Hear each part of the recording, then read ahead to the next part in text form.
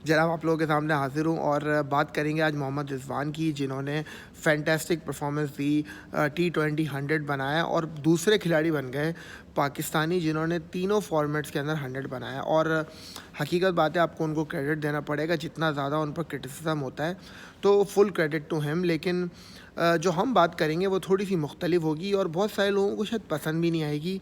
और मकसद बेसिकली कहने का ये है कि हमेशा आप जब किसी चीज़ की एनालिसिस करते हैं तो आप उसमें थोड़ा सा हर एस्पेक्ट को देखने की कोशिश करते हैं। तो चले ठीक है, मोहम्मद रिजवान ने तो परफॉर्म कर दिया, लेकिन बाकी खिलाड़ियों ने आपके क्या किया वो बड़ी एक डिसअपॉइंटिंग बात है। कि आपके जो हैदर अली हैं वो आकर जो है वो शॉट मारते हैं, वो छक्का, उनके 2-3 शॉट हैं और उनको लगता है बस मैं कोई पोस्टर बॉय बनना चाहता हूँ। जिस तरीके से वो खेलते हैं और अगर वो ऐसे खेलते रहेंगे तो फिर उनका फ्यूचर तो मुझे इतना ज़्यादा ब्राइट नज़र नहीं आता कि अगर वो इस तरीके से मौक़ों को ज़ाया करेंगे। तो मुझे जो पर्सनली नज़र आया कि हैदर अली जो है वो उनको थोड़ा सा ग्रूमिंग उनकी ज़रूरत है और होपफुली ही विल लर्न। फिर आ जाते हैं आपके मिडिल ऑर्डर के ऊपर। हुसैन तलत को खिलाया गया चौथे नंबर पे। और पाकिस्तान के अंदर एक अजीब व गरीब किस्म का मसला है कि जो आदमी जिस फॉर्मेट में परफॉर्म करके आता है डोमेस्टिक में, उसको वहाँ तो खिलाया नहीं जाता, लेकिन उसको दूसरे फॉर्मेट में खिला दिया जाता है। अब हुसैन तलत ने इनक्रेडिबल फर्स्ट क्लास में परफॉर्म करा। 250 रन बनाए उन्होंने। मुझे याद है कराची में वो कोई मैच खेल रहे थे, बहुत ज़्यादा रन बनाए उन्होंने। वो स्क्वाड में भी शामिल हो गए, लेकिन अब वो खेल रहे T20 हैं। उसके बाद आ जाते हैं आप इफ्तिखार अहमद के ऊपर। भाई अब इनका कोई बता दे यार कि ये कब तक पाकिस्तान के लिए खेलते रहेंगे। और सारी बात ये है कि चले इफ्तिखार अहमद को आपको अगर खिलाना भी है तो ये जो साउथ अफ्रीका की टीम आपके मुल्क में आई है, जो कि इतनी इनएक्सपीरियंस टीम है, तो आप इनके खिलाफ दूसरे लड़के को ट्राई करते हैं ना। आसिफ अली को आपने जो कमबैक करवाया वो किस खुशी में करवाया, आप उनको खिला लेते हैं। अगर आपने दानिश अजीज़ जो यंगस्टर खिलाड़ी है आप उसको ट्राई कर लेते हैं, उनको भी उन्होंने नहीं खिलाया। तो ओवरऑल अगर आप मिडिल ऑर्डर की परफॉर्मेंस देखें तो वो अच्छी नहीं थी। फिर आ जाता है फ़हीम अशरफ। अब पाकिस्तान के अंदर मुझे ऐसा लगता है मिसबाह-उल हक स्पेशली जब से कोचिंग में आए, उनका मकसद ये है कि बस एक खिलाड़ी को बनाना है ना, तो उसको अब हर जगह खिलाओ ताकि इसका कॉन्फिडेंस हो जाए पक्का। लेकिन मेरे सवाल मिसबाह-उल हक से ये है कि जो दूसरा खिलाड़ी आमिर यामीन जो डिज़र्विंग परफॉर्मर है, जिसको आपने टीम में डाला है, उसको अगर आप खिला के मौका देते तो आप ही की बेंच स्ट्रेंथ जो है वो उससे तगड़ी होगी ना, किसी और की तो नहीं होगी। फ़हीम अशरफ ने जो है वो टेस्ट क्रिकेट में परफॉर्म करा, अब आप उसको T20 में भी खिलाओ, अब आप उसको ODI में भी खिलाओ, अपने सर पे बिठाओ उसको। आप कहने का मकसद ये है कि आप खिलाते हैं ना, फिर आमिर यामीन को उसको मौका देते, जब इस बेचारे को एक्चुअली फ़हीम अशरफ से पहले आमिर यामीन का बहुत पहले मौका बनता था, लेकिन उन्होंने नहीं चांस दिया। तो जो चीज़ नज़र आती है इवन गोइंग बैक टू जो है वो रिजवान। अब देखिए रिजवान ने सेंचुरी बनाई, उन्होंने बना दी, लेकिन अगर आप मेरा ओपिनियन इस बारे में लेंगे तो मैं सिंपल सी बात, ये मुहावरा आपके सामने रखूँगा, जो दिखता है ना वही बिकता है। रिजवान को मौका मिल रहा है, वो परफॉर्म कर रहे हैं, लेकिन आपको ये कंसिडर करना पड़ेगा कि क्या रिजवान आपके लॉन्ग टर्म सोल्यूशन है। रिजवान किसके ख़िलाफ़ खेल रहे हैं। कल आप जाकर जब किसी तगड़ी टीम के ख़िलाफ़ खेलेंगे तो क्या रिजवान आपका वहाँ पर ऑप्शन होगा।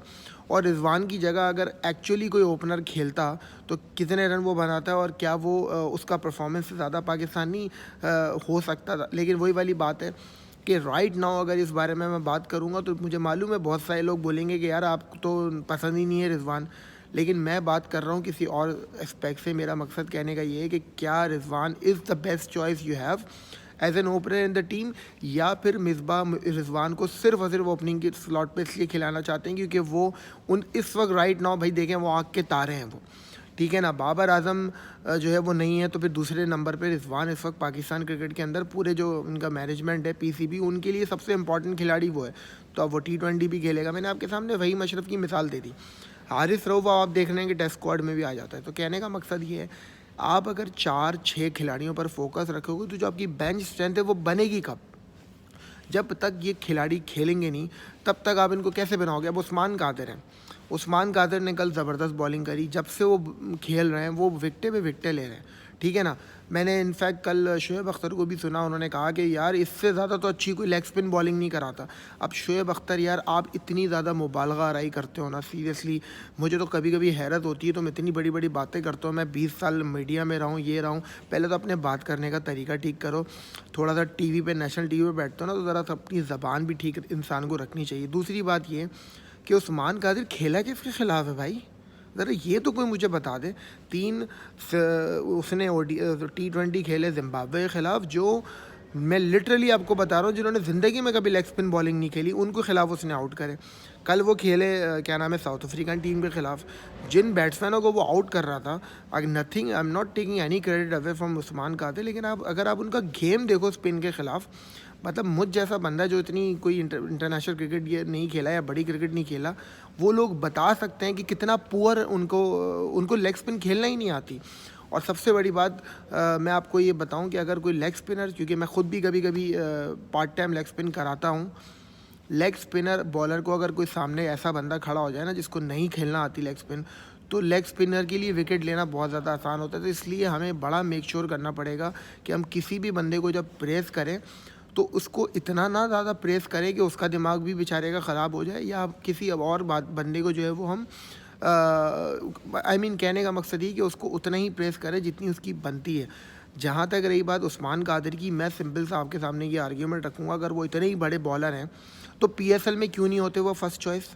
क्यों नहीं उनको कोई खिलाता जो है वो मुल्तान सुल्तान, क्यों नहीं उनको रेगुलर खिलाता? अगर वो इतना बैम्बूजल कर देते हैं सारे बैट्समैनों को भाई, तो क्यों नहीं खिलाते? उसकी वजह मैं आपको बताता हूँ।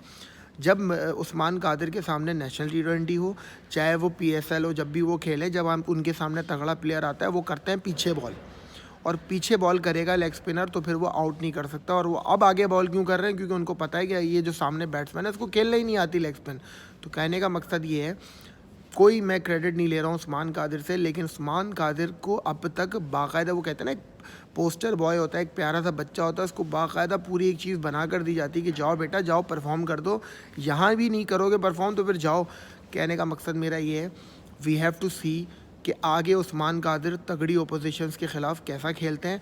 और ये हमारे पाकिस्तान क्रिकेट का बहुत बड़ा डायलेमा है कि मोहम्मद रिजवान जो पाकिस्तान के अंदर ओपनिंग करता है, कीपिंग करता है, उसको पीएसएल में कोई मुंह नहीं लगाता।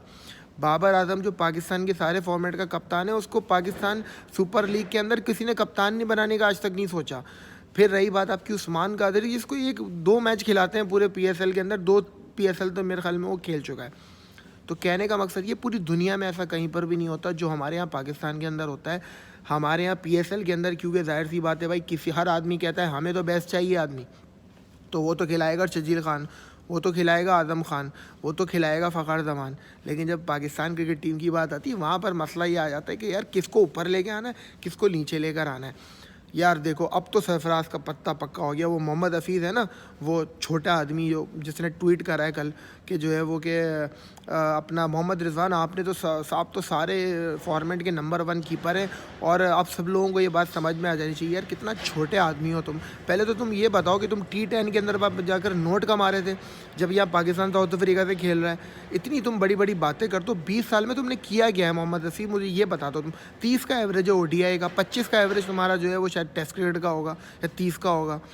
क्या तुमने किया है भाई? सारा मसला सारा का सारा ये है, चाहे वो हफीज़ हों, चाहे शोएब मलिक हों, ये जितने भी खिलाड़ी हैं ना, ये सब इसी तरह से बनाए गए हैं जिस तरीके से इन लोगों को बनाया जा रहा है।